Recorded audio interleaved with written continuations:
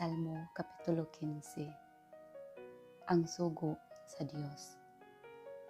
O Ginoo, kinsa may makapuyo sa imong templo, kinsay makapuyo sa Sion, ang balaan mong bungtod.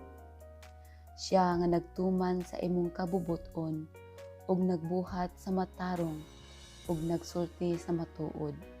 Siya nga dili mo daot sa uban, ug dili magpasipala sa iyang mga higala, o magbutang-butang sa iyang isig katawo.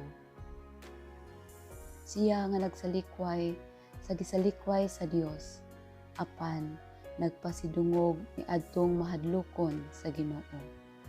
Siya nga nagtuman sa iyang saad, bisag lisod kaniya ang pagtuman niini. Siya nga magpahulam, og dili magpatanto, og dili magpasuborno, aron pagsaksi batok sa dili sad-an. Ang nagbuhat niini dili gayud matarog.